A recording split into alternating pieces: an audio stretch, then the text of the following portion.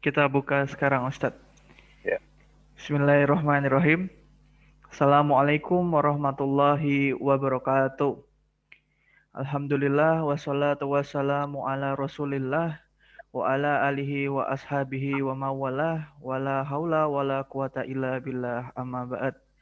Alhamdulillah wa syukurillah pada hari ini kita diberikan kembali kesempatan dan diberikan izin oleh Allah kembali untuk melaksanakan kajian online via Zoom bersama Ustadz Abu Ihsan Al-Atsari MA Hafizahullah Ta'ala dengan tema bedah buku mencetak generasi Rabbani yang hari ini merupakan hari ketiga Alhamdulillah.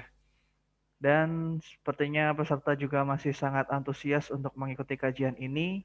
Untuk info bagi peserta yang baru bergabung hari ini, nantinya kajian ini akan diadakan selama seminggu ke depan hingga hari Sabtu minggu ini. Jadi silahkan teman-teman untuk tetap mengikuti setiap harinya di jam yang sama dan di link Zoom yang sama. Bagi peserta yang mungkin masih belum tergabung ke grup Parenting Sunnah, bisa segera bergabung karena nantinya pertanyaan yang dijawab dan dipilih hanya yang melalui admin grup Parenting Sunnah saja. Untuk teman-teman juga yang belum memiliki bukunya, bisa mengorder atau memilikinya dengan cara menghubungi admin grup Parenting Sunnah. Kembali saya akan bacakan tata tertib dan juga adab-adab yang harus dipatuhi selama kajian ini berlangsung. Yang pertama, silahkan teman-teman untuk tetap menjaga adab dengan sesama penuntut ilmu. Yang kedua, silahkan siapkan kertas dan juga penanya untuk mencatat materi yang akan disampaikan oleh Ustadz Abu Ihsan Hafizahullah Ta'ala. Yang ketiga, dihimbau untuk seluruh peserta tetap mematikan mic dan juga kameranya agar situasi dan kondisi tetap kondusif selama berlangsungnya kajian pada hari ini. Yang keempat, pertanyaan-pertanyaan bisa disampaikan ke admin grup Parenting Sunnah dan nantinya admin grup akan menyampaikan pertanyaannya kepada kami dan akan kami pilih dan bacakan pada sesi tanya jawab nanti. Seperti itu, baik kita bisa mulai kajiannya pada hari ini, waktu dan tempat kami persilahkan Ustaz. Tafadhol Maskuro. Ya. Assalamualaikum warahmatullahi wabarakatuh. Alhamdulillah, nahmaduhu wa nasta'inuhu wa nastaghfiruh wa na'udzu billahi min shururi anfusina wa sayyiati a'malina may yahdihillahu fala mudhillalah wa may yudlil fala hadiyalah. Asyhadu an la ilaha illallah wahdahu la syarikalah wa asyhadu anna Muhammadan abduhu wa rasuluh. Ya ayyuhalladzina amanu ittaqullaha haqqa tuqatih wa la tamutunna illa wa antum muslimun. Amma ba'du. Fa inna ahsanal kalami kalamullah wa khairal huda huda Rasulillah sallallahu alaihi wasallam wa syarrul umur muhdatsatuha wa kullu muhdatsatin bid'ah wa kullu bid'atin dhalalah wa kullu dhalalatin finnar. Para jemaah sekalian, kaum muslimin dan muslimat, ikhwan dan akhwat, aba wal ummahat, rahimani wa rahimakumullah. Ini adalah hari ketiga kita membahas tema berkaitan dengan pendidikan anak ya. Kita masih bersama buku Mencetak Generasi Rabbani. Pada kesempatan pagi menjelang siang ini kita akan lanjutkan poin-poin yang ada di dalam buku ini. Ya, kita akan bahas pertama adalah sebelumnya kita sudah menjelaskan tentang pendidikan pralahir, kemudian memberikan awal yang baik bagi anak ya dengan melaksanakan sunnah-sunnah Nabi yang berkaitan dengan bayi, kemudian menjaga mereka dari kecil dari gangguan-gangguan alam gaib ya, karena kita berada di sini di antara dua alam, ada alam nyata, ada alam gaib. Ya, kita perlu mintakan perlindungan kepada Allah untuk anak-anak kita. Nah, kemudian kita juga sudah membahas tentang ya sebelum kita memulai ya tugas kita sebagai seorang pendidik, kita harus tahu ya beberapa karakter yang harus dimiliki oleh seorang pendidik ya. Nah, kemudian kita lanjutkan ya, ini poin yang kita bahas pagi ini ya, dan poin-poin yang lainnya, yaitu rumah adalah sekolah pertama bagi anak. Pendidikan itu harus dimulai dari rumah. Karena rumah itu memiliki peran yang sangat penting dalam pendidikan.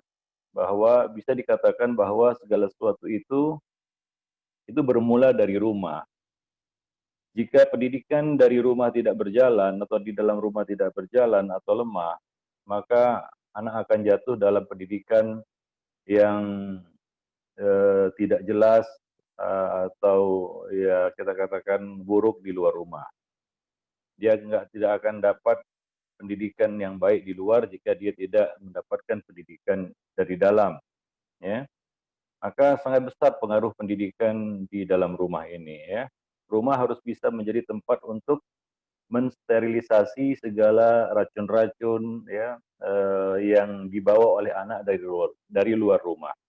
Ya, kita tahu bahwa kadang-kadang orang tua itu pusing ya ketika anaknya pulang ke rumah membawa berbagai macam apa namanya, kamus-kamus baru, ya, istilah-istilah baru atau sikap-sikap yang baru kan begitu ya, yang tidak dikenali sebelumnya. Nah, ini tentunya ya dia terkontaminasi dengan faktor lingkungan di luar. Maka rumah harus bisa berfungsi sebagai tempat untuk mensterilisasi ya, memurnikan kembali ya racun-racun ataupun menawar racun-racun yang mereka dapatkan dari luar rumah. Maka ayah bunda sekalian jangan meremehkan pendidikan dari dalam rumah atau pendidikan di rumah. Ya, bahwa bisa kita katakan pendidikan di rumah itu adalah pilar pendidikan di luar. Biasanya anak-anak yang berprestasi di luar, mereka mendapatkan pendidikan lebih dulu di rumah. Mereka sudah dipersiapkan dari rumah. Namun, ya, jika pendidikan dari rumah tidak berjalan atau di dalam rumah tidak berjalan, ya ini pasti ya mereka susah untuk berprestasi di luar. Ya, nah bisa kita lihatlah anak-anak yang istilahnya broken home ya. Ya, kita katakan bagaimana anak-anak yang broken home, ya jatuh dalam pergaulan yang salah, ya akhirnya rusak karena memang ya rumah tidak ada tempat berlindung bagi mereka di rumah. Nah demikian. Jadi kadang-kadang karena kesibukan ayah dan ibu, ya ayah sibuk bekerja di kantor, ibu juga sibuk berkarir di luar rumah, akhirnya anak dititip sama babysitter. Nah ini tentunya kan anak itu tumbuh di atas perilaku yang ditanamkan oleh babysitter itu, atau pembantu itu, atau apapun namanya ya. Nah jadi ini sangat buruk sebenarnya. Orang tua ya harus memperhatikan ya pendidikan di dalam rumah ini. Ya, maka ya bunda sekalian ya, kalau apalagi ini masa pandemi ya, mungkin banyak waktu di dalam rumah, ya maka gunakanlah itu untuk menanamkan ya nilai-nilai yang baik, nilai-nilai agama kepada anak-anak kita di rumah. Nah, kalau anak kita itu betah di rumah, itu alhamdulillah ya, karena sekarang ini banyak anak-anak nggak betah di rumah. Kalau anak kita masih betah di rumah, itu salah satu keuntungan bagi kita karena kita bisa memberikan pendidikan ya dalam waktu yang lebih lama dari yang biasanya ya. Nah demikian. Nah di sana ada anak yang nggak betah di rumah, keluyuran keluar ya. Nah ya, yang jelas orang tua kalau anak di luar dia nggak bisa mengontrol ya, itu di luar kontrol orang tua kalau sudah di luar ya. Nah demikian. Nah, maka dari itu ada waktu-waktu di mana anak itu harus memang banyak di rumah. Lain halnya kalau dia memang sudah waktunya merantau ya, pergi keluar rumah. Anak itu ada masa-masa usia dia di mana dia jangan jauh dari orang tuanya. Dan ada masa-masa di mana dia harus dilepas. Nah, di sana ada raja tega, anak kecil-kecil masih TK disekolahkan jauh-jauh nyebrang pulau lagi kan begitu ya, dipondokkan istilahnya. Alasan orang tuanya mau supaya mandiri, ya salah lah. Ini biasanya orang tuanya itu nggak mau diganggu sama si anak, gitu. Maka dia pun melepas anaknya jauh-jauh, ya, ya, ya mungkin ya hitung-hitung untuk penghematan katanya. Ya. maka dia ke pondokkan jauh-jauh. Ini biasanya raja tega seperti ini ya. Nah di pondok ya tentunya dia nggak dapat belayan kasih sayang seperti yang diberikan oleh orang tua kepada anak. Ya selembut-lembutnya guru, ya sesayang-sayangnya guru, ya jelas lebih sayang, lebih lembut orang tua. Ya anak itu mendapatkan kelembutan dan kasih sayang dari orang tuanya berbeda dengan kelembutan dan kasih sayang yang diberikan oleh guru. Namanya juga guru, gak ada hubungan batin ya dengan anak. Apalagi satu guru menghandle banyak anak, kan begitu ya. Jadi harap maklum aja lah kalau banyak kekurangan di pondok ataupun di sekolah. Nah, jadi ada waktu anak itu di rumah bersama orang tua, dan ada waktu dia itu dilepas keluar. Jangan terbalik ya. Kadang-kadang waktu di mana anak itu harus di rumah justru di luar dilepas keluar. Ya. Dan pada masa anak itu harusnya dilepas keluar itu ditarik ke rumah, alasannya bantu orang tua. Ya, sudah dipondokkan, sudah ya matang anak ini kan begitu, sedang asyik menuntut ilmu, tiba-tiba dipanggil orang tuanya pulang ke rumah. Alasannya apa? Untuk bantu orang tua katanya. Nah ini kan betul-betul orang tua yang mau enaknya saja ini. Dia korbankan sebenarnya anaknya itu untuk kepentingan dia.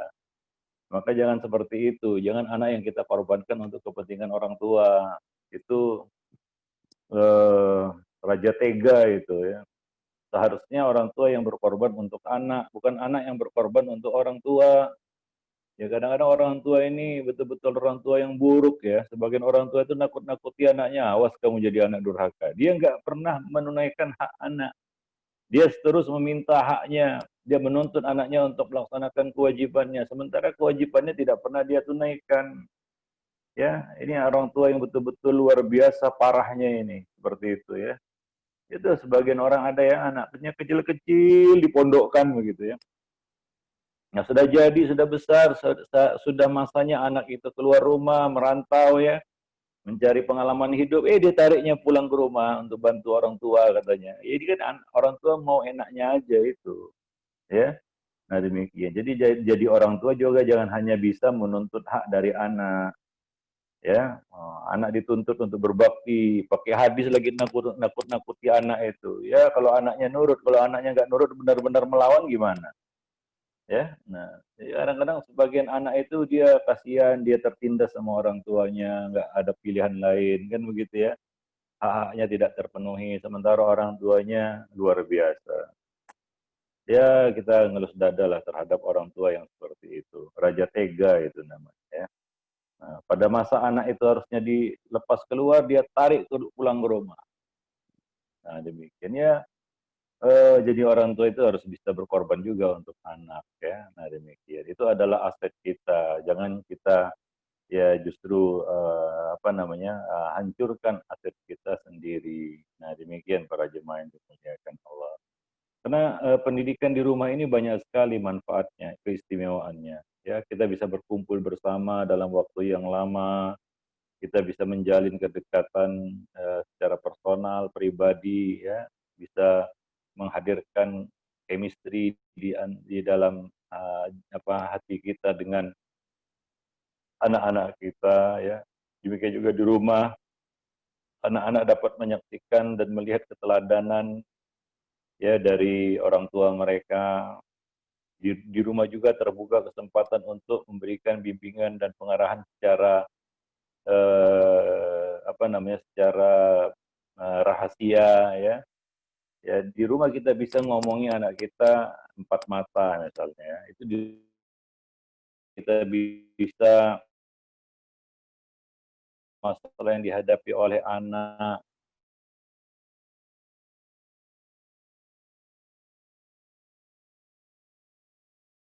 sering saya sampaikan ya bahwa rumah kita itu jangan jadi tempat hiburan ya, penuh dengan alat-alat hiburan, alat-alat pendidikan nggak ada karena kita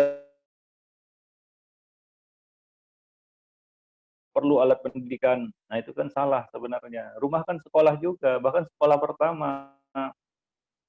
Maka yang harus lengkap di rumah kita itu para para ayah dan bunda sekalian adalah alat-alat pendidikan.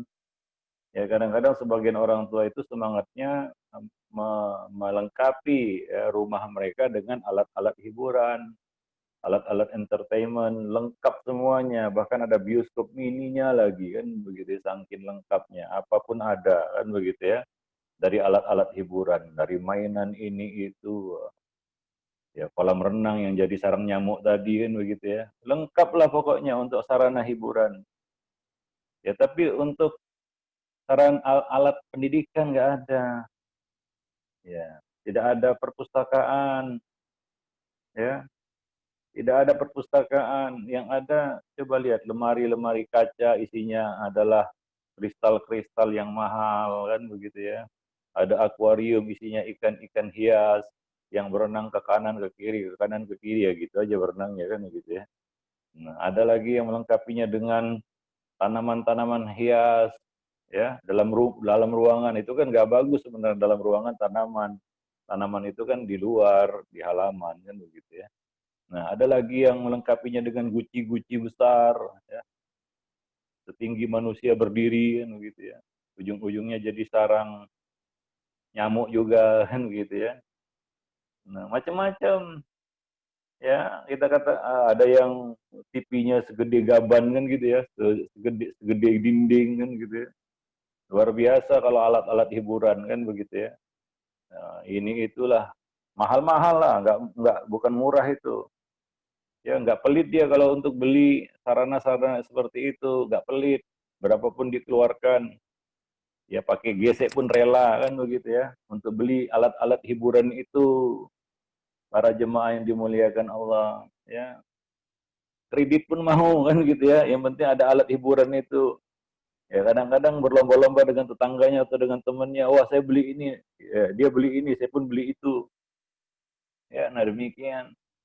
Nah itu yang ya bangun rumah itu ya konsep kita kan konsep wah macem-macem lah wah lihat aja orang yang banyak duit itu rumahnya gimana coba ya Allah kasih kelapangan rezeki bagi mereka itu ya tapi kadang-kadang kita geleng-geleng aja bagaimana mereka menghabiskan uang ya sayang sebenarnya kita cuma bisa berandai-andai kalau saya kaya seperti si Fulan itu ya nggak saya buatlah seperti si Fulan itu gitu ya nah, macam-macam wah belum lagi alat-alat perhiasan semua itu, perhiasan dunia jadi sampah semua.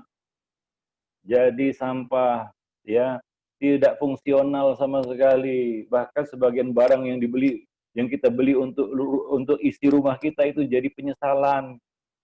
Ya beli TV segede gaban, segede dinding itu, ujung-ujungnya marah-marah sama anak karena kerjanya nonton TV kan begitu ya, macam-macam lah. Beli alat-alat permainan habis waktu anak bermain ya dengan permainan-permainan itu ujung-ujungnya orang tuanya marah-marah kan begitu ya padahal alat-alat itu semua dia yang beli ya tapi sedikit lah saya singgung ini sindir juga ya, kepada siapa saja lah ya di mana saja saya mengisikan buku ini saya pesankan kepada ayah bunda sekalian di rumah itu kalau bisa bukan kalau bisa lagi ya sudah wajib itu ya ada perpustakaan ada perpustakaan mini lah ada ukurannya rumah ya lengkapi itu dengan buku-buku bacaan yang bermanfaat buku-buku Islam ya. Nah, ayo kita lengkapi rumah kita dengan perpustakaan itu kan apalagi ada taman apa namanya ruang baca kan begitu ya. Itu kan bagus ya daripada habis duit untuk hal-hal yang tidak bermanfaat. Ya mending beli buku lah ya. Kadang-kadang manusia itu sedih saya. Kalau urusan beli buku maunya itu gratis. Buku agama maksud saya ya. Ya, mindsetnya itu kalau buku agama itu harus gratis. Sementara ya benda-benda dunia yang jadi sampah itu dia beli nggak pakai nawar-nawar, nggak pakai pelit lah istilahnya, nggak pakai lama juga, nggak pakai diskon-diskonan. Ya kadang-kadang berapa yang tertera itu yang dia bayar itu untuk barang-barang jadi sampah.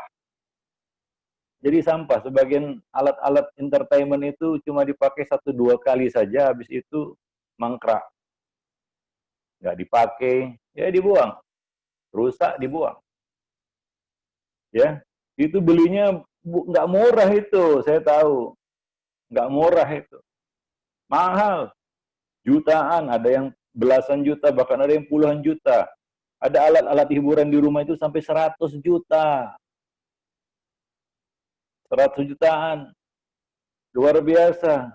Nggak pakai cerita pelit itu untuk belinya itu, nggak hitung-hitung bahwa itu nanti dihisap, apa manfaatnya bagi kita dan lain sebagainya, itu nggak jadi perhitungan. Tapi kalau untuk urusan beli buku agama, pelitnya minta ampun. Ya, seolah-olah rugi dunia akhirat dia beli buku itu. Ya, menyesal ke ubun-ubun kalau dia beli buku agama. Kalau sempat dia keluar duit untuk beli buku agama. Nyeselnya minta ampun, begitu menyesal di dalam dadanya. Kalau beli buku agama itu nyesel sekali, kayaknya nyesel saya beli buku itu. Ya, makanya kalau ya dianjurkan untuk beli buku agama itu kadang-kadang nyari ada gratisannya enggak ya, nah, begitu. Dibagikan gratis enggak ya, begitu. Nunggu gratis itu luar biasa ini manusia kadang-kadang. Ya, betapa ya mereka enggak adil ya memberikan porsi dunia dan akhirat mereka. Padahal seharusnya dunia itu kan untuk kepentingan akhirat, bukan akhirat untuk kepentingan dunia. Para jemaah yang dimuliakan Allah. Tapi begitulah ya.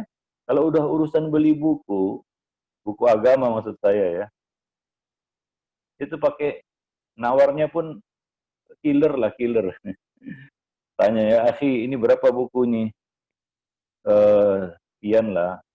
Ada nggak sampai 100.000 ya. Ya, itu tengah jatah apa namanya pulsanya ataupun paket datanya sebulan. Akan mungkin seperempat kan begitu. Oh, ada diskon nggak? Ada lah, untuk antum ada.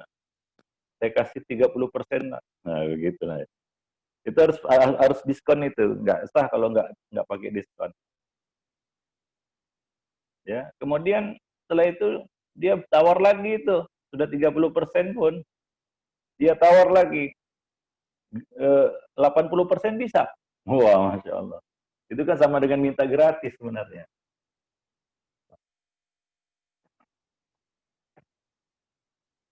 Itu kan sama minta gratis itu. Ya, 80% bisa katanya.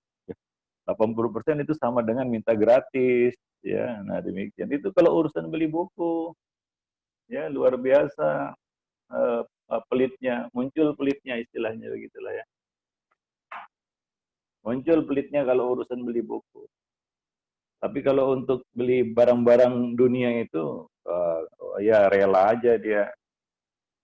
Cobalah masuk supermarket lah. Pas mau bayar ada tanya diskon sama mbaknya. Mbak, ada diskon nggak? Nggak ada. Berapa persen? Nggak ada. Berapa yang tertera itu yang dia bayar itu. Kadang-kadang kembaliannya dikasih permen pun dia rela gitu. Tapi kalau beli buku luar biasa nawarnya itu ya. 30% nggak cukup itu, maunya 80%. Kalau urusan beli buku, selalu yang tertanya-tanya di dalam hati itu apa? Wah, lebih bagus beli nasi bungkus. Ya, lebih bagus beli susu anak. Lebih bagus beli ini, beli itu, beli makanan, kenyang. Ya, beli buku apa kenyangnya? Nyemak-nyemaki rumah aja. Wah, begitu pula dalam hatinya itu. Ya, itu kalau urusan beli buku. Tapi kalau ngisi pulsa, dia nggak pernah banding-bandingkannya ya. Lebih bagus beli nasi bungkus daripada isi pulsa. Nggak kenyang. Ya. Kalau untuk beli-beli yang lainnya nggak pernah dia banding-bandingkan itu dengan susu anak, nasi bungkus, ya nasi kotak atau apapun itu. Atau dengan beras, lebih bagus beli beras daripada beli ini itu. Enggak. Tapi kalau untuk beli buku, ya itu dibanding-bandingkannya dengan beli-beli yang lainnya itu. Padahal buku agama ini kan ilmu. Ilmu itu makanan rohani. Dan rohani kita itu perlu makanan juga. Perlu diisi dengan gizi-gizi yang bermanfaat. Nah, itulah dia al-ilmu nafi' yang bisa membawa kita kepada al-amalus saleh. ya. Nah, ya kita prihatin, ya kita prihatin. Kita tinggal di Indonesia, mayoritas penduduknya adalah Muslim, ya. Tapi minat baca penduduknya itu sangat rendah, termasuk yang terendah di dunia, Indonesia. Ya minat baca penduduk. Kalah kita sama tetangga kita Malaysia atau Singapura dan lain-lain sebagainya. Ya. Nah karena memang ya kita katakan apa ya, eh, apa entah,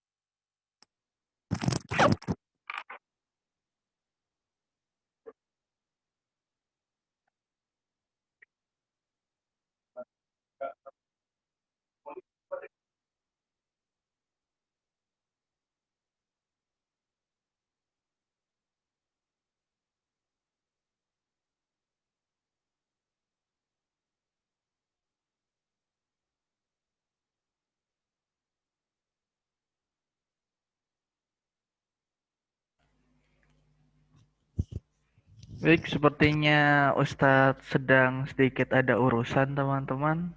Mungkin kita bisa menunggu sambil yang sudah mempunyai bukunya bisa membaca-baca bukunya lagi untuk menyimak materi-materi yang tadi disampaikan oleh Ustadz.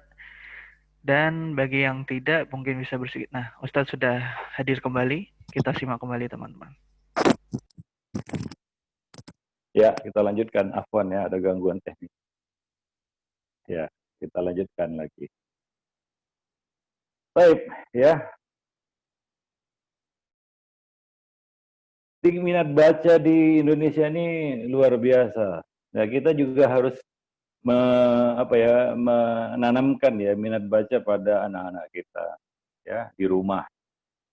Ya buatlah perpustakaan mini kan begitu ya, diatur seperti perpustakaan yang ada di luar ya, disusun berdasarkan apa namanya materinya atau apa namanya bidangnya kan begitu ya, tafsir, hadis dan lain sebagainya. Itu kan indah rumah itu. Nah, demikian ya. Nah, juga ada waktu membaca bersama begitu ya. Dan anak-anak itu suka membaca, ya, gemar baca buku. Itu dari dulu ya, dari dulu. Dan ini adalah dasar pendidikan sebenarnya. Kenapa Allah menurunkan ayat pertama itu Iqra? Artinya, seorang muslim itu harus punya minat baca yang tinggi. Seharusnya.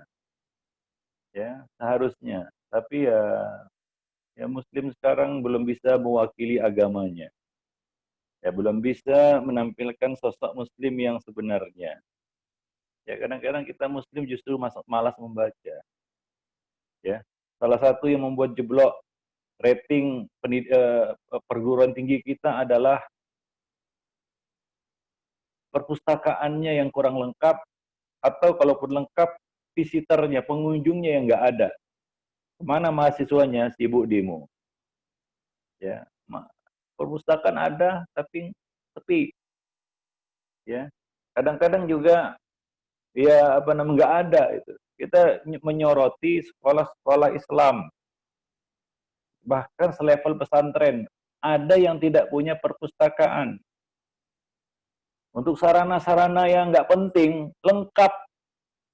Maaf ya, kalau antum menyekolahkan anak, coba tanya, Pak, Pak Kiai, Pak Ustadz, perpustakaannya ada nggak?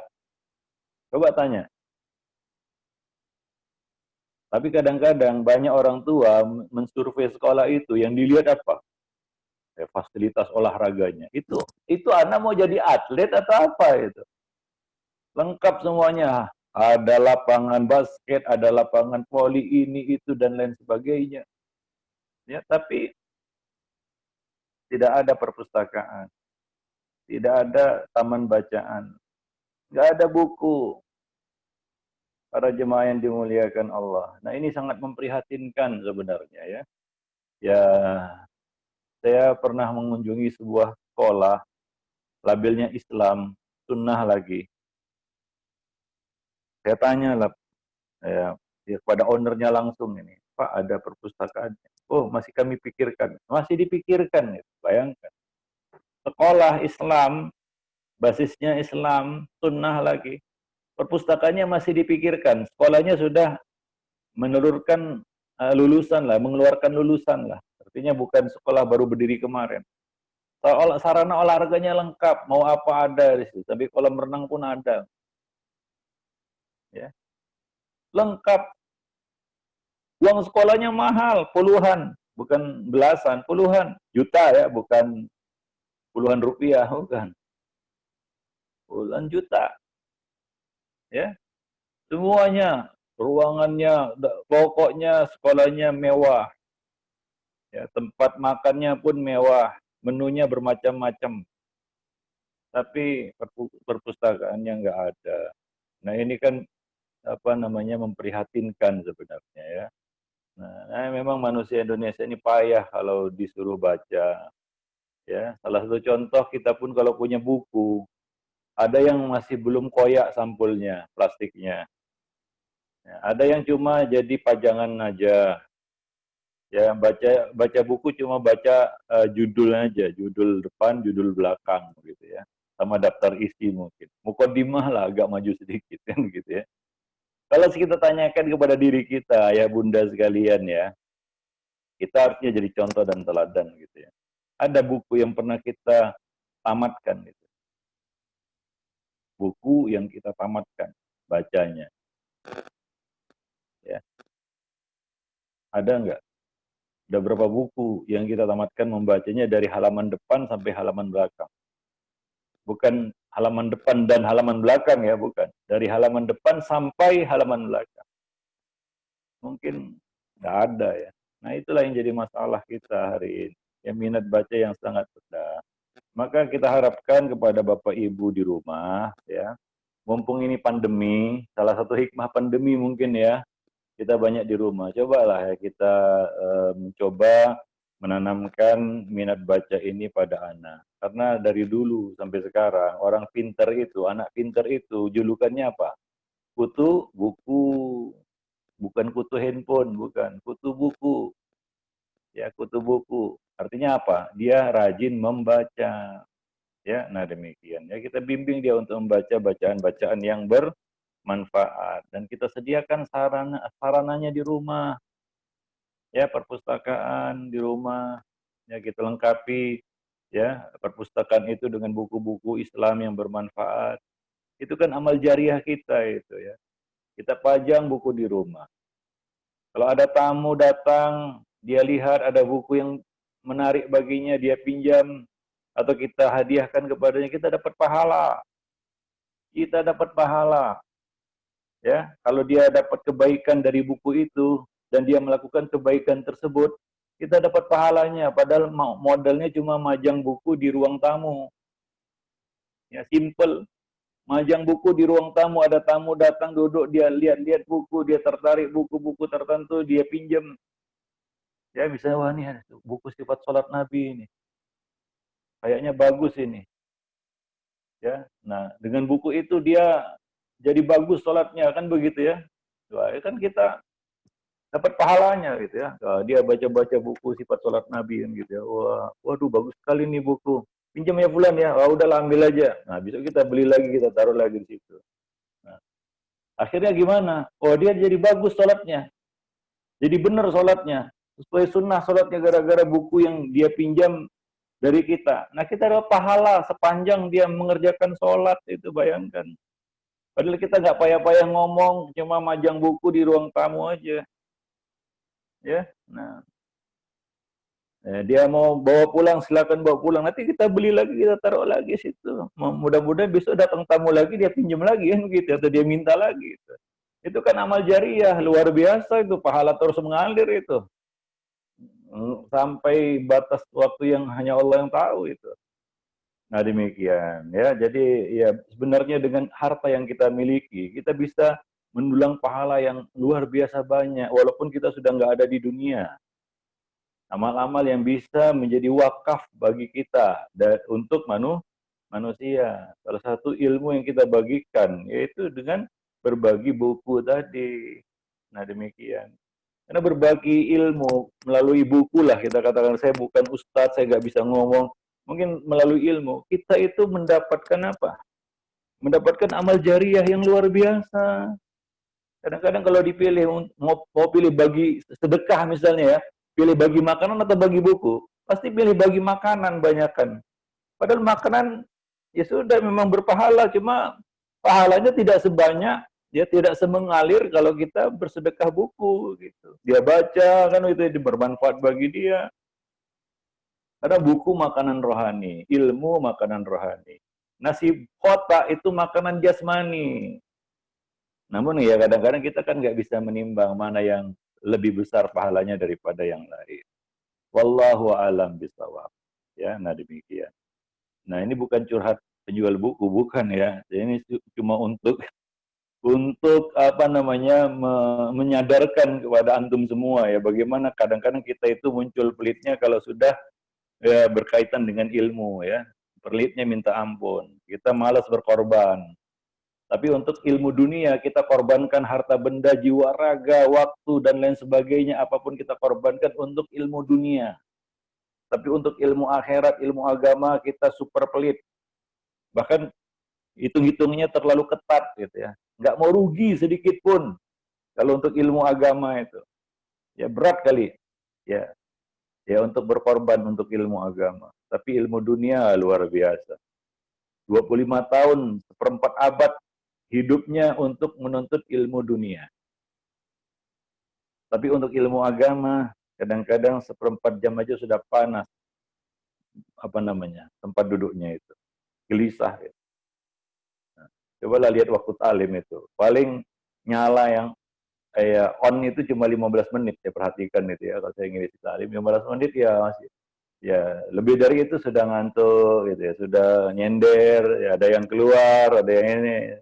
Tapi kalau untuk seminar jadi pebisnis sukses, ya bagaimana bisnis supaya sukses, jadi tajir melintir suar-suir, itu nyala matanya 2 jam, 3 jam nggak kedip itu. Kalau untuk seminar-seminar seperti itu, 2 jam matanya nggak kedip itu. Kadang-kadang campur bengong lagi dia gitu. Saking terpananya dia. Nah ini kan menunjukkan sebenarnya orientasi hidup kita itu apa. Itu dia. Yang kita cari dalam hidup ini apa, itu nampak dari situ sebenarnya. Kadang-kadang saya gimana ya, ya kita menyampaikan tentang ilmu agama, tentang hal-hal yang wajib kita ketahui di dalam agama kita. Ya, kita taklim di masjid atau di ruangan kah itu, di masjid kah itu. Kita lihat apa namanya, orang-orang yang hadir itu ya paling bertahan 15 menit. Setelah itu udah ngayun kemana kemari dia, sana kemari dia, udah nggak fokus lagi. Ya, nah demikian. Mudah aja. Saya menguji sejauh mana konsentrasi hadirin itu untuk fokus kepada ilmu yang disampaikan itu mudah. Lihat aja pas tanya jawab, pertanyaannya berkaitan dengan apa yang disampaikan atau tidak. Kalau tidak, berarti dia memang waktu talim tak kemana-mana itu. Dia nggak fokus kepada apa yang disampaikan.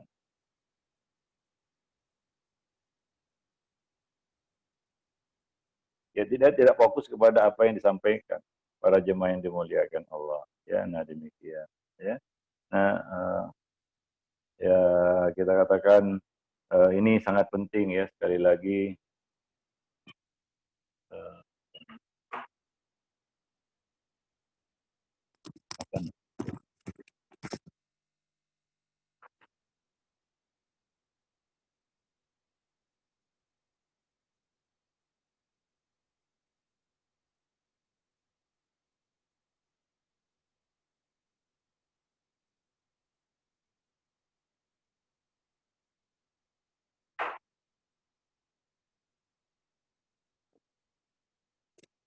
ya, ya, afwan, kucing saya ganggu ini. Ya, jadi ya begitu ya para jemaah yang dimuliakan Allah. Intinya ya taklim kita pagi ini ya yaitu untuk menyadarkan kita semua ya pentingnya pendidikan di dalam rumah. Ya, artinya anak itu harus sekolah dari rumah, di rumah. Ya, dimulai dari rumah. Pendidikan itu dimulai dari rumah. Rumah harus berisi konten-konten pendidikan. Ya, ibu dan ayah harus bisa jadi guru di rumah. Apalagi sekarang masa-masa pandemi, ya.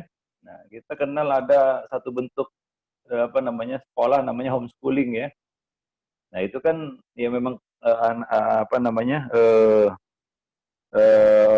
anak itu belajar di rumah kan begitu ya. Nah, dan eh, sukses tidaknya anak itu di luar itu tergantung dengan apa yang dipersiapkan oleh orang tua di rumah.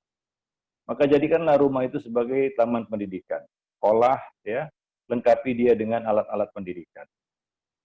Nah, dan harus menciptakan suasana ilmiah di rumah. Tahu nggak para jemaah sekalian, ayah bunda sekalian, para ulama itu ya dahulu ulama-ulama salaf itu mereka ya berangkat dari rumah, ya mereka merantau menimba ilmu dari banyak guru ya, ada yang ratusan ribuan gurunya, itu mereka belajar berawal dari rumah, dari orang tua mereka. Ya, mereka telah dipersiapkan di rumah hingga mereka bisa sukses di luar sebagai seorang ulama. Nah, demikian. Ya, jadi itu sangat besar pengaruhnya. Dan kita lihat juga ya, di sekolah-sekolah rata-rata anak-anak yang berprestasi, anak-anak yang sukses belajarnya di sekolah, ya, itu karena orang tuanya memang mempersiapkannya dari rumah. Ya, ada partisipasi besar, peran besar orang tua di rumah sehingga dia sukses di sekolah. Ya simpel sajalah. Ayah bunda sekalian pernah lihat anak ya dibawa taklim sama orang tuanya, sama ayah bundanya di majelis ilmu, dia duduk dengarkan ya, kalau sedang sholat si anak ini ikut sholat juga bersama jemaah, nggak buat onar, nggak teriak sana sini, nggak bikin gaduh dan lain sebagainya. Ada nggak ayah bunda lihat anak seperti itu? Ada kan? Ada. Apa artinya? Artinya orang tuanya telah mempersiapkan anak ini di rumah, sehingga memang seperti itu. Ya, sehingga seperti itu. Ya, hasil yang dipetik gitu para jemaah yang dimuliakan Allah.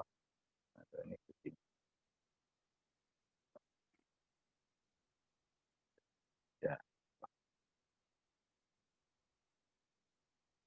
ya. Jadi seperti itu ya. Ya, itu karena memang orang tuanya mempersiapkan anak itu di rumahnya ya. Nah, demikian. Wallahu a'lam bishawab.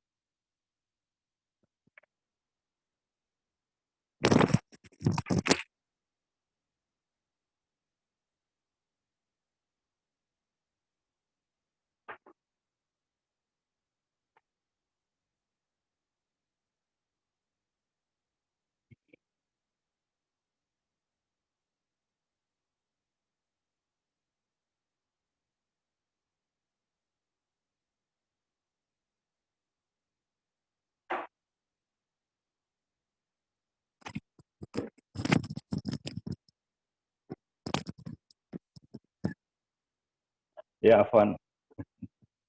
Ya, demikian para jemaah yang dimuliakan Allah ya.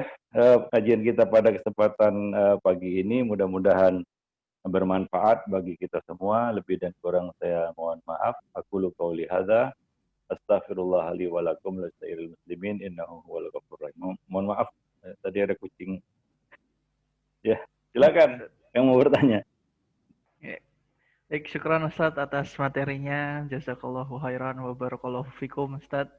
Walaupun ada sedikit gangguan dari kucing, kita lanjutkan ke sesi tanya jawab.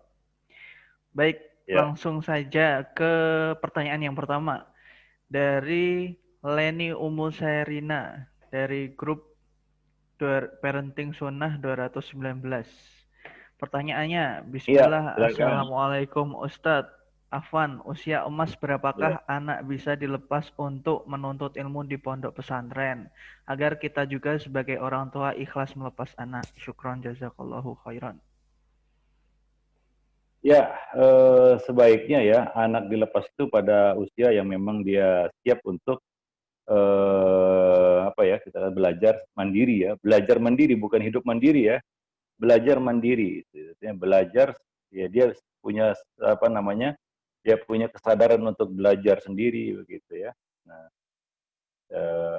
karena kita memondokkan anak itu bukan dia belajar hidup, enggak, dia belajar menuntut ilmu agama, kan begitu ya. Nah, menempa akhlaknya dan lain sebagainya. Nah, itu. Jadi ya memang idealnya ya usia-usia seperti ya kita katakan sekolah menengah atas ya, ketika dia sudah bisa untuk mengurus dirinya sendiri ya. Ya usia-usia ya kita katakan remaja lah ya SMA misalnya ya, itu waktu mungkin yang tepat untuk melepas anak keluar. Dia sudah siap untuk hidup di luar, dia sudah punya banyak bekal dari rumah ya, dan sudah terbangun, itu intinya sudah terbangun chemistry hubungan batin antara anak dan orang tua. Maka kalau anak itu keluar dia punya masalah di luar, maka dia akan kembali kepada orang tua. Kalau ada masalah ya, curhatnya sama orang tua, kan begitu ya. Dia akan mengadukan masalahnya kepada orang tua karena sudah terbangun kedekatan batin tadi, hubungan batin antara anak dan orang tua, karena mereka bersama dalam waktu yang lama begitu. Ya, kenapa kita sebagai orang tua berat untuk meluangkan waktu bersama dalam waktu yang panjang bersama anak-anak kita untuk membangun kedekatan begitu kan, tidak mungkin waktu yang singkat. Tidak mungkin dalam waktu singkat itu terbangun, tercipta. Nggak mungkin ayah bunda sekalian. Perlu waktu yang lama. Maka para salaf dahulu, mereka keluar menuntut ilmu itu setelah mereka matang di rumah. Maka mereka tidak lupa sama orang tua mereka. Ya, ini kadang-kadang anak itu nggak kenal ayah bundanya, kenapa? Karena dari TK, dari kecil, sudah di pondok. Maka nanti sudah besar, dia ada apa-apa, dia nggak nyandar, nggak curhat, dia nggak lapor, ya dia nggak minta solusi sama orang tua, dia minta sama ustadznya. Kadang-kadang saya kasihan lihat anak-anak ya, curhatnya kok masalah-masalah yang prinsip, masalah-masalah yang penting itu sama ustadz. Anak-anak remaja gitu. Saya tanya kadang-kadang, kamu nggak punya orang tua apa? Oh punya ustadz. Kenapa nggak dibicarakan dulu sama orang tua? Apa jawabannya? Kurang dekat ustadz. Kurang dekat. Sedih kadang-kadang ya kalau seperti itu yang terjadi. Seharusnya kan anak itu ketika kita lepas keluar dan dia menghadapi masalah di luar ya, dia akan mengadu, bisa terbuka sama orang tuanya. Ada hubungan batin yang dekat antara orang tua dan anak. Ya, nah demikian ya. Wallahu alam bisawab. Tapi ya kalau dia memang jarang bertemu orang tua, jarang bersama orang tua, ya wajar aja kalau dia lebih dekat sama orang lain. Dia lebih kenal sama orang lain daripada sama orang tuanya sendiri. Sedih nggak ya bunda? Ya, maka ya cobalah bangun kedekatan itu. Maka idealnya ya anak itu terus bersama orang tuanya. Ya, ada yang mengatakan nanti dia manja Ustaz. Bukan itu ya. Kalau dia kita manja ya jadi manja. Ini kita didik, bukan kita manja. Ayah bunda sekalian. Karena ada juga ayah bunda orang-orang yang beralasan seperti itu. Wah, nanti kalau dia sama orang tuanya jadi anak manja dia. Itu kalau kita manja. Tapi kalau kita didik enggak. Maka saya tahu itu kalau di masjid ada anak-anak yang ya kita katakan nurut sama orang tuanya begitu ya. Nah, itu memang orang tuanya memberikan pendidikan di rumah. Ya, nah, kalau dia dipondokkan dalam waktu kecil, dari kapan dia dapat pendidikan di rumah? Ingat ya para jemaah sekalian, pendidikan yang diberikan oleh orang tua di rumah itu nggak sama dengan pendidikan yang diberikan di sekolah, gimana pun hebatnya sekolah itu. Pegang kata-kata saya ini. Pendidikan yang diberikan oleh orang tua kita ini di rumah sama anak-anak itu jauh lebih bermanfaat, jauh lebih hebat daripada pendidikan yang diberikan sekolah paling hebat sekalipun. Ini pengalaman saya pribadi ya. Itu orang tua di rumah kadang-kadang menyampaikan petua di meja makan. Itu pendidikan di rumah itu keunggulannya seperti itu. Sambil makan juga kita bisa memberikan pendidikan. Itu biasanya orang tua menyampaikan pesan-pesan ya, petatah petitih kata orang Padang, ya petuah-petuah, nasihat. Walaupun tahu orang tua saya bukan ustadz kan, tapi Nasihat orang tua itu luar biasa, ya. Dia bicara dari hati ke hati. Itu bekal hidup namanya. Ya, itu nggak sama seperti kita belajar di sekolah 6 tahun. Ya, 2 jam, 1 jam, 2 jam kita duduk di meja makan bersama orang tua mendengarkan petuahnya. Itu mungkin lebih bermanfaat daripada 6 tahun kita duduk di bangku sekolah. Ya, apalagi memang sudah terbangun kedekatan antara anak dan orang tua. Para ayah bunda sekalian ya, nah demikian. Tapi ya kadang-kadang hari ini meja makan itu cuma formalitas belaka. Ada meja, ada kursinya ada 8, ada 6, ada 8 kan gitu ya. Tapi nggak pernah terpakai itu, ya nggak pernah terpakai. Ada makanan masing-masing bawa makanan, ada yang duduk di sana, duduk di sana nggak ada ngumpul. Kalaupun ngumpul, masing-masing lihat handphonenya. Ya, nah demikian. Jadi itu sebenarnya kesempatan tuh di meja makan kita menyampaikan pendidikan kepada anak-anak kita di rumah, ya. Nah, ya ngomonglah, ya kepala keluarga, ayah kan begitu ya. Ya, iya banyaklah yang bisa kita apa kan apalagi kan kita punya pengalaman hidup. Ya banyaklah yang bisa kita bagi sharing kepada anak-anak kita ya di rumah itu. Nah demikian ya. Gak perlu jadi ustadz ayah bunda sekalian untuk ngomong di depan anak-anak. Nggak perlu jadi ustadz dulu gitu ya baru bisa ngomong sama anak-anak. Enggak. Wallahu a'lam bishawab. Baik. Ya, tapi kalau dipondokkan dari usia kecil, bahkan dari playgroup sudah dipondokkan, kapan waktu bersama orang tua itu? Atau orang tua ini nggak nggak ingin ya bersama anaknya dalam waktu yang lama. Gitu. Anak itu kalau sudah dewasa, dia kadang-kadang sudah itu udah lepas dari kita. Ya, dia bahkan seolah-olah bukan milik kita lagi kalau dia sudah dewasa. Ya, maka seolah-olah kita nggak punya anak. Ya, wallahu alam bisawab. Baik, ada lagi yang mau nanya? Baik, Jadi Ustadz. idealnya sekolah menengah atas lah ya, nah, itu bisa dilepas ya. Ya, Ya, atau baik. minimal paling cepat ya SMP lah. Ya, Sip. nah ini. Kalau SD janganlah, itu saran saya ya. Masih kecil-kecil itu dia ngurus hidupnya dirinya sendiri dia belum bisa.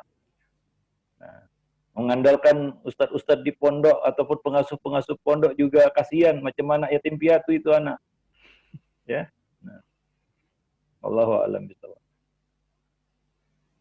Baik, Baik, pertanyaan. ada lagi yang mau nanya? Ya, baik, Ustadz. Pertanyaan yang selanjutnya dari Raudo, domisili Nunukan. Pertanyaan, Bismillah Ustadz, anak-anak sekarang umur 17 bulan. Alhamdulillah sudah pandai bicara dan beberapa huruf hijaiyah. Sekarang saya ikut program di WA Balita Khatam Al-Quran dengan kerja keras menghafal hijaiyah dengan flashcard dan lain-lain. Yang ingin saya tanyakan, itu apa sebaiknya yang prioritas kita tanamkan bagi anak di bawah 5 tahun? Apakah dengan metode seperti di atas atau ada yang seharusnya yang lebih prioritas? Jazakallahu khairan, Ustaz. Ya, ini pertanyaannya bagus sekali ya. Nanti ada di besok ya kita bahas tentang apa yang perlu kita tanamkan kepada anak. Dimulai dari dasar-dasar iman, akidah, tauhid, la ilaha illallah. Ya, perkara pertama yang harus kita tanamkan kepada anak adalah imannya kepada Allah Subhanahu wa taala. Walaupun ini adalah fitrah yang dibawanya sewaktu lahir, namun fitrah ini harus kita hidupkan, harus kita kembangkan, ya harus kita besarkan, harus kita kuatkan. Karena dia akan menghadapi tantangan-tantangan yang hebat apalagi masa sekarang ini. Jadi perkara pertama yang harus kita tanamkan adalah tauhid. Apa kata Ibnul Qayyim di dalam kitab Ahkamul Maulud? Ketika anak-anak mulai bisa bicara, hendaklah orang tua mendiktikan lafal la ilaha illallah Muhammadur Rasulullah. Dan hendaklah sesuatu yang pertama kali didengarnya oleh telinga mereka adalah tentang mengenal dan mentauhidkan Allah. Nah, ini kata-kata Ibnu Qayyim di dalam Ahkamul Maulud ya. Jadi ya ajarkanlah kepada mereka ya tauhid ya menurut kita katakan fase usia mereka. Dan itu dimulai ketika anak bisa bicara, ya dia bisa ngucap la ilaha illallah ya. Jadi itu adalah kalimat yang kita harapkan yang pertama bisa dia ucapkan dengan fasih kan gitu ya. Itu kalimat yang agung, itu adalah kalimat yang menjamin bahagianya dunia dan akhirat. Nabi mengatakan aksiru min syahadati la ilaha illallah, perbanyaklah kamu membaca syahadat la ilaha illallah ya. Nah demikian. Itu yang pertama, itu yang penting ya. Nah demikian. Kemudian itu kita katakan yang priority lah kita katakan. Ya, fitrah yang perlu kita perkuat pada anak. Walaupun kita tahu anak itu lahir di atas fitrah. Kemudian pelajaran apa yang bagus ya, bermanfaat untuk anak. Ini perlu kita ketahui apa nama kita katakan ya, bagaimana ya kondisi akal dan otak anak itu. Otak anak tidak seperti otak orang dewasa. Ya, maka tidak perlu kita bersusah payah untuk memberikan pelajaran-pelajaran yang sifatnya nalar, memahami. Jangan dulu. Ya, anak kecil-kecil sudah diajari fikih, perselisihan. Wah, itu kan perlu nalar ya. Nah, itu belum waktunya. Anak itu hafal. Otak anak itu sudah saya singgung sebelumnya mungkin ya. Otak anak itu ada prioritasnya adalah menghafal dan meniru. Apa? Menghafal dan meniru. Jadi pelajaran yang perlu kita berikan kepada anak dan itu bermanfaat bagi mereka, bagi otak anak adalah menghafal dan meniru. Artinya apa? Dia meniru hal-hal yang baik, misalnya akhlak. Jadi menanamkan akhlak itu dari anak-anak kecil itu. Kenapa? Karena mereka akan meniru apa yang kita perlihatkan. Sangat mudah meniru anak-anak itu. Beda kalau sudah dewasa. Mau meniru, dia bernalar dulu. Ini apa ini, kan begitu ya. Kalau anak-anak nggak pakai mikir ya.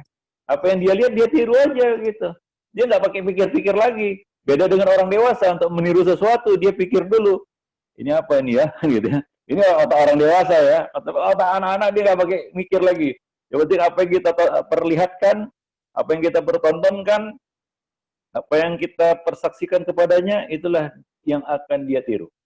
Jadi ya menanamkan akhlak melalui keteladanan, ya hal-hal yang bersifat hafalan. Maka pelajaran bahasa itu adalah pelajaran yang sangat baik diberikan kepada anak dari kecil. Ya, makanya anak kecil itu belajar bahasa itu cepat. Kenapa? Belajaran bahasa itu kan menghafal dan meniru, menghafal kosakata, kemudian meniru apa yang diucapkan, yang didengar kan begitu ya. Jika vokabularinya itu bisa pas itu. Tidak seperti kita ini kadang-kadang ya udah besar belajar bahasa, ya udah 3 tahun tetap ada kitabun aja, nggak pernah nambah-nambah, nggak pernah lanjut. Ada kitabun itu aja. Nah itu kalau sudah belajar bahasa setelah dewasa itu sangat susah. Tapi anak-anak cepat belajar bahasa. Karena belajar bahasa itu ya yang penting ya pertama adalah hafalan dan menirukan. Nah, itu ada pada anak. Ya, maka kalau sekolah itu ya, yang bagus kalau sekolah itu pagi-pagi sebelum belajar yang lain, itu yang pertama ya hafal Quran dulu, kan begitu ya. Mata pelajaran pertama hafal Quran. Pagi-pagi lagi fresh otak, hafal Quran. Ya, anak-anak kecil, ya makanya ya dahulu para salaf itu ya biasa mereka itu hafal Quran satu yang biasa, kan begitu ya. Kecil-kecil sudah hafal Quran dan lain itu biasa bagi mereka. Nah, yang nggak biasa di sini kan begitu. Nah, contohnya di Pakistan lah ya. Ya di Pakistan sana yang namanya hafal Quran itu sudah biasa. Anak-anak kecil hafal Quran itu sudah biasa. Kalau di sini kan 1.001 atau 1.001 itu. Tapi di sana udah biasa itu. Karena mereka dibiasakan menghafal sejak kecil. Hafal Quran. Nah, udah dewasa, bukan hafal Quran lagi kalau di sana itu. Karena saya lama di sana, ya saya tahu. Ya, di Pakistan itu saya pernah belajar bersama mereka di sana ya, anak-anak Pakistan itu ya. Mereka itu kalau ujian, ini tingkatannya sudah dewasa ya. Itu jawaban dari pertanyaan itu harus seperti yang di buku. Artinya Mereka harus hafal buku pelajaran itu. Bayangkan itu. Kalau jawabannya tidak persis seperti di buku, salah. Padahal maksudnya benar, tapi salah. Kenapa nggak persis, nggak seperti di buku? Karena harus dihafal itu, dihafal pelajaran itu. Buku pelajaran dihafal, bayangkan, udah biasa. Karena yang namanya hafal Quran sejak kecil-kecil mereka sudah hafal Quran, menghafal itu suatu yang biasa. Karena itu adalah suatu yang dibiasakan sejak kecil. Nah kita manusia Indonesia itu yang nggak dibiasakan. Jadi kita nggak bisa seperti mereka. Waktu ujian ya kita minta dispensasi ya supaya jawabannya itu dengan pemahaman bukan dengan hafalan gitu ya. Malu juga kita karena kita nggak biasa menghafal. Ya boro-boro apa namanya buku pelajaran, Quran aja susah kita hafal kan begitu ya. Apalagi buku pelajaran dihafal itu. Itu baru saya lihat di sana itu. Ya, murid-murid itu menghafal buku pelajarannya. Ya, ya begitulah karena mereka dibiasakan sejak kecil. Ya memang kecil-kecil itu dibiasakan, tapi jangan dibebankan, jangan dibebani ya. Artinya dengan cara yang apa namanya yang menarik ya, dengan cara kalau bisa sambil ada bermain karena anak juga dunianya dunia bermain kan gitu sambil menghafal. Dan yang paling penting kalau hafalan itu sebenarnya bukan apa ya. Kalau di Pakistan ada sistem apa namanya Sultaniyah atau apa saya lupa namanya ya. Itu memang dipakai di Pakistan ratusan tahun gitu ya. Metode menghafal Quran. 2 tahun hafal Quran itu. Jadi mereka itu mengandalkan sama'i. Menghafal itu dengan mendengar. Bukan menghafal tulisan atau menghafal gambar. Ya, kita kadang-kadang kan masih menghafal gambar. Ya, kita menghafal Quran kan kita lihat Qurannya begitu ya. Padahal metode menghafal yang terbaik itu adalah metode sama'i, mendengar. Guru membaca, murid mengulangi. Nah, Nabi menghafal apa namanya? Menanamkan Quran pada diri beliau itu dengan mendengarkan sama'i. Nah, itu yang paling bermanfaat untuk hafal Quran ya, untuk menghafal sesuatu dengan mendengar. Ya wallahu alam bisawab. Baik ya. Nah, ya, ada lagi? Ada Ustaz. Ya, Sebentar. silakan. Baik, pertanyaan selanjutnya dari Yanisa Afriza dari Jakarta. Bismillah, Assalamualaikum Ustadz. Anak akhwat, anak pertama dan punya satu adik laki-laki saat ini berumur 2 tahun. Dan Ana saat ini kelas Ya. 12 SMA. Setelah lulus sekolah nanti, Ana mau melanjutkan sekolah ke pondok pesantren. Tapi Ana khawatir dengan pendidikan adik Ana, karena orang tua Ana belum mengenal sunnah. Apa yang sebaiknya Ana lakukan Ustadz? Jazakallahu khairan. Ya, eh ya memang kita mengovertake ya, mengambil alih tugas orang tua itu memang berat ya. Itu kan sebenarnya tugas orang tua, tapi karena orang tua di sini ya begitulah harap maklum kan begitu ya. Sehingga kita jadi tumpuan keluarga itu memang berat ya. Ya, memang ya di sini ya apa namanya? Ya kita timbang lah ya kalau misalnya memang apa namanya kehadiran kita atau kebersamaan kita dengan adik-adik kita itu bermanfaat, mungkin itu yang lebih bagus. Ya karena menuntut ilmu ya mungkin ada jalan yang lain atau saluran yang lain ya. Nah jadi ya di sini kondisinya kan nggak normal ya. Seharusnya kan adik kita itu adalah tanggung jawab orang tua kita. Tapi kondisinya kan di sini nggak biasa. Ya maka kita berkorban untuk mendidik adik-adik kita itu adalah satu hal apa namanya amal yang bagus juga lah, yang baik ya. Mengambil alih tugas orang tua, jika orang tua nggak bisa diandalkan gitu. Wallahu alam. Adapun niat masuk pondok mungkin ya, mungkin ada saluran ilmu yang lain yang bisa kita tempuh selain masuk pondok tadi. Ya artinya apa? Kalau kita bisa belajar juga dengan membimbing adik-adik kita, itu kan ada dua kebaikan sekaligus. Ya, kalau kita memaksakan diri masuk pondok dalam kondisi seperti ini ya, ya satu terbengkalai kita dapat tapi yang lain hilang, dilepas dari tangan. Maka di sini ya terus terang saja ya kita pilih yang terbaik untuk diri kita dan untuk keluarga kita ya, untuk adik-adik kita di sini kan begitu ya. Nah demikian. Wallahu a'lam bishawab. Baik, pertanyaan selanjutnya dari Umu Aisyah di Cilengsi. Pertanyaannya, apa boleh kita memarahi anak dengan sebutkan nama Allah? Contohnya, jangan lakukan itu, nanti Allah marah atau Allah tidak suka dengan itu. Jazakallah khair, Ustaz. Iya, oh itu maksudnya. Saya pikir apa tadi ya? Ya itu bagus, itu input yang positif ya, supaya dia tahu bahwa Allah tidak suka perbuatan itu ya.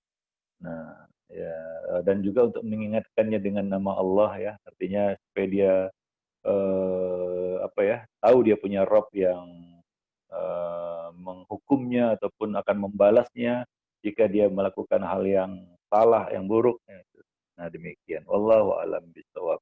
Namun juga disertai dengan masukan ya. Seperti Nabi pernah mendengar, pernah mendapati Al Hasan makan kurma zakat, kemudian Nabi menghampirinya dan mengatakan bahwa kita keluarga Muhammad tidak halal memakan harta zakat. Jadi perlu input yang positif anak itu. Ya kita omongi, ya jangan melarang saja, tapi marah saja, tapi tanpa input yang positif. Ya maka perlu anak itu diberi input yang positif. Ya input di sini maksudnya ilmu yang kita sampaikan kepadanya. Kenapa dia tidak boleh melakukan itu, gitu ya? Alasannya kita sebutkan. Ya, nah demikian. Wallahu a'lam bishawab. Nah, jadi ya anak itu bisa mengingat dia dan dia bisa mengerti apa yang kita sampaikan. Nah, walaupun ya tentunya dengan keterbatasan akal mereka, mungkin nalar mereka masih lambat ya, masih ya kita katakan masih lemah. Namun dia mengerti apa yang kita sampaikan. Ya, misalnya anak ya sebagian anak misalnya mengotori dinding masjid. Ya. Nah, ada sebagian orang tua yang melarang saja. Ada yang membiarkan, ini parah ini. Ada yang cuma melarang saja.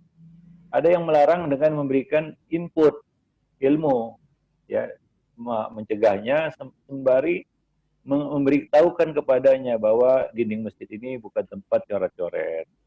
Kalau mau coret-coret nanti ada tempatnya di rumah, kan begitu ya. Jadi diberikan input gitu. Bukan hanya melarang, apalagi membiarkan, bangga. Ada yang dikasih tahu anaknya coret-coret dinding masjid, dia malah marah, kan begitu ya. Ini kan nggak mendidik ini. Ya, apa yang dilakukan anak itu kan salah. Cuma untuk meluruskan kesalahan anak itu harus ada caranya, gitu ya. Nah demikian. Jadi ada tiga jenis orang di sini. Tiga jenis orang tua di sini. Ada yang membiarkan. Ini memang parah ini orang tua seperti ini. Yang kedua cuma melarang saja, jangan gitu ya. Jangan tulis-tulis, tidak boleh tulis-tulis gitu. Marah Allah nanti kan gitu.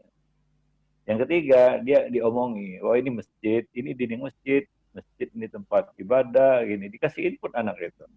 Senang anak itu dikasih input. Kemudian dikasih solusi ya. Nah, demikian. Wallahu a'lam bishawab. Baik.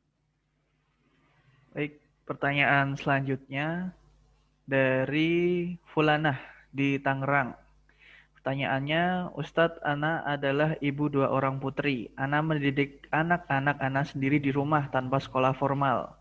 Ana selalu berusaha bersabar dan mendidik anak-anak Ana dengan adab yang baik. Tapi di sisi lain, suami saya saat melarang sesuatu tidak bisa dengan nada lembut. Selalu dengan emosi dan Ana cuma bisa menasihati anak-anak untuk bersabar kepada ayahnya. Tapi selalu seperti itu. Nah, bagaimana solusinya Ustadz? Jazakallahu khairan. Ya, ini yang buat kita pusing ini. Anak yang harus sabar menghadapi orang tua. Kira-kira terbalik nggak ini ya? Terbalik ya. Harusnya orang tua sabar menghadapi anak itu. Kenapa? Karena otak orang tua itu lebih sempurna, jauh lebih sempurna, bahkan boleh dikatakan paripurna daripada otak anak yang masih serba kekurangan tadi. Nah kalau anak disuruh sabar terhadap orang tua, apa nggak kebalik ini? Ini dunia terbalik namanya, kan gitu ya. Nah seharusnya orang tua yang bisa sabar menghadapi anak, gitu. Bukan anak yang diharapkan sabarnya menghadapi kelakuan kita. Ya kalau begitu ya kiamat itu namanya. Ya, nah jadi orang tua ini yang perlu sekolah kayaknya. Ya, dan ya omongilah suami itu ya supaya ya mau belajar tentang pendidikan anak dan bisa merubah sikapnya kan begitu ya, akhlaknya ya, ya diingatkan dia bahwa dia adalah panutan ya. Kalau seperti itu dia justru jadi contoh yang buruk bagi anak-anaknya. Ya. Mengharapkan anak sabar, ya mungkin anak itu diam saja dia, tapi dia rekam itu semua, mungkin dia akan tiru nanti setelah dewasa. Ya, setelah dewasa mungkin dia memperlakukan kita seperti itu. Bentak-bentak, dibentak-bentaknya kita. Disuruhnya kita sabar. Sabarlah dulu ya. Itu kalau dia sudah gede, udah strong, kita yang lemah begitu, udah sakit-sakitan kan gitu ya. Barulah kebalik nanti, dia yang bentak-bentak kita. Nah, kita yang disuruh sabar gitu. Ya baru tahu rasa nanti kan gitu ya. Ya ingatkanlah suami itu seperti itu. Ingat, ada masa nanti terbalik bilang. Nanti kamu yang lemah, sudah tua renta, nggak bisa apa-apa. Ya, anak yang kuat, strong gitu. Ya, apa mau nanti anak berbuat seperti itu sama kamu? Bilang gitu sama dia. Sadarkan dia seperti itu. Kadang-kadang orang tua ini petantang petenteng begitu ya. Wah, merasa dia kuat begitu. Ya, nggak mau sabar sedikit menghadapi anak begitu. Kejam, ya sekarang, nanti ada waktunya. Ya, nah, ya orang itu akan menuai apa yang dia tebang. Ya, nah, siapa yang menabur angin dia yang akan menuai badai. Wallahu a'lam bishawab. Kalau ingin dapat perlakuan manis dari anak-anak kita nanti setelah kita tua renta, maka ya berlaku manislah kepada anak ya, saat mereka masih kecil. Wallahu a'lam bishawab. Nah, Baik, mungkin pertanyaan terakhir Ustadz ya, dari Diana Umu Sarah di Balikpapan. Pertanyaannya, bagaimana mensterilkan kembali seorang anak ketika dari luar rumah dengan usia 3 tahun? Karena usia 3 tahun ini anak-anak masih peniru yang sangat baik. Terkadang datang ke ya. rumah dengan membawa kata-kata atau sikap yang tidak tepat dari luar. Syukron jazakallah khairan Ustaz. Ya, ada dua hal yang harus kita lakukan. Yang pertama adalah kita tahu sumber apinya ini. Dari mana ini anak dapat ini. Dan untuk kemudiannya itu jadi pelajaran bagi kita, jangan jatuh dalam lubang yang sama dua kali. Ya, anak kita dapat kosakata aneh-aneh dari orang itu, besok-besoknya kita lepas sama orang itu juga ya, sama aja itu. Kita harus ambil pelajaran di situ, gitu ya. Yang kedua, ya kita harus berusaha untuk menghapus ya kita katakan jejak-jejak negatif ini yang dia dapatkan dari luar itu. Ya kita tanamkan sebaliknya di rumah begitu. Kita omongi kita secara khusus tentang hal itu ya. Tentang kata-kata itu ya kita kita pahamkan kita sampaikan kepadanya atau kita ganti itu dengan yang baik ya. Biasanya anak itu kan maunya ada gantinya begitu ya. Kata-kata itu diganti dengan kata-kata yang lain yang baik kan begitu. Nah, jadi seperti itu yang harus kita lakukan. Pertama, ya putus sebabnya dulu. Ya kalau itu karena dia terpengaruh anak tetangga misalnya, mulai besok kita batasi itu. Maka kadang-kadang orang tua itu perlu memanggil anak-anak temannya itu ke rumah ya teman anak-anak kita itu ke rumah Afwan ya teman anak-anak kita itu ya kita bawa mereka ke rumah supaya kita bisa tahu ini si fulan ini ya. Kita tahu lingkungan pergaulannya, perlu juga sama siapa dia bergaul ya dengan misalnya dapat kosakata buruk tadi, dapat kata-kata yang buruk tadi, ini dari siapa ya perlu ditelusuri juga. Nah, kalau ternyata ini dari paman bibinya, nih harus dinasihati paman bibinya, kan begitu ya. Nah, kalau misalnya nggak ada titik temu dengan paman bibinya itu perlu disekat juga agar tidak banyak intensitas bertemunya dengan mereka, kan begitu. Atau kita dampingi kalau dia bertemu dengan orang ini, ya supaya mencegah hal yang sama di kemudian hari. Ya, nah kemudian ya lakukanlah proses pasteurisasi ya, mensterilkan kembali anak ini ya di rumah ya. Nah demikian. Wallahu a'lam bishawab. Ya misalnya dengan menggambarkan kepadanya bahwa apa yang dilakukannya itu buruk dan memberikan ganti ya, yaitu kata-kata yang baik kepadanya. Jangan ucapkan itu, tapi ucapkanlah ini. Nah demikian. Wallahu alam bisawab. Ya, Ya, baik Ustadz, itu sudah baik. pertanyaan yang Ah, terakhir. Mungkin Ustadz bisa ya, menutup hari ini. ya mungkin di sini dulu ya. Sampai di sini dulu pertemuan kita pada kesempatan pagi ini. Jadi intinya sekali lagi saya ingatkan kepada para ayah bunda tentang pentingnya pendidikan di rumah. Ya, kita mau nggak mau, suka nggak suka, kita tertuntut untuk jadi guru, ustadz, kiai di rumah kita. Ya, nah, sekolah harus bisa kita sulap menjadi taman pendidikan, jadi pesantren, jadi sekolah ya, jadi tempat belajar. Maka hadirkanlah, hidupkanlah suasana ilmiah, suasana ilmu itu di rumah. Jangan suasana hiburan saja, suasana ilmu di rumah. Ya, nah demikian. Buat majelis, ya. Makanya kadang-kadang saya melayani kajian-kajian di rumah. Untuk beberapa alasan itu boleh. Saya meladeni juga, dipanggil di rumah saya, ya karena sekarang ini ya sekarang ini masalah. Memang masalahnya tidak sama seperti masalah pada masa-masa dahulu ya. Ya remaja-remaja sekarang kadang-kadang susah untuk menuntut ilmu, kalau di majelis terpaksalah kadang-kadang datang ke rumah ya. Nah, tapi ya tidak selalu kan begitu ya. Nah, saya kadang-kadang juga mendatangi ataupun memenuhi undangan taklim di rumah. Mata-mata ya karena kita lihat kebutuhan kaum muslimin terhadap ya apa namanya hadirnya ilmu di dalam rumah mereka. Tapi tidak semua ya. Misalnya keluarga itu sudah biasa ngaji ya, ngapain ngaji di rumah, ngaji di majelis di masjid kan begitu ya. Nah, kecuali memang keluarga baru ngaji ya, baru kenal sunnah misalnya, baru hijrah. Nah, itu perlulah untuk menghadirkan suasana ilmu di dalam rumah mereka. Nah, kalau sudah terbiasa dengan ilmu ya mereka ke masjid itu nggak akan ngaji di rumah lagi, ya kan? Nah demikian. Wallahu alam bisawab. Ya itu saja yang dapat saya sampaikan dalam kesempatan pagi ini. Mudah-mudahan bermanfaat. Aku qauli hadza, astagfirullah li wa lakum wa lisairil muslimin innahu huwal ghafurur rahim. Ya, sebelumnya saya mohon maaf tadi ada gangguan sedikit ya kucing Iya, kucing ya. lucu Ya, Ustadz. kucing itu ya best Kucingnya. friend namanya. Iya, Namanya best friend. best friend. Bagus Ustadz. Ya. Mohon maaf tadi agak Iya, gangguan Ustadz. sedikit. Tidak mengapa. Assalamualaikum warahmatullahi wabarakatuh. Waalaikumsalam warahmatullahi wabarakatuh. Baik, alhamdulillahirabbil alamin teman-teman, untuk kajian hari ini telah berakhir. Syukron, jazakallahu khairan wa barakallahu fikum Ustadz atas jawaban dan juga materi-materinya hari ini. Sebelum saya tutup, saya berikan kesempatan sekali lagi untuk teman-teman yang mungkin belum bergabung ke grup Parenting Sunnah untuk segera bergabung ke grup Parenting Sunnah melalui link yang sudah saya sediakan di kolom chat. Silahkan teman-teman buka kolom chatnya dan klik link tersebut.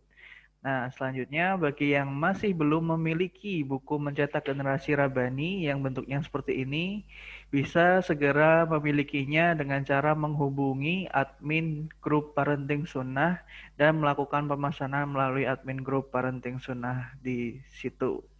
Baik, kita tutup kajian hari ini dengan doa kafaratul majelis. Subhanaka Allahumma wa bihamdik, asyhadu an la ilaha illa anta, astaghfiruka wa atubu ilaik. Wassalamualaikum warahmatullahi wabarakatuh.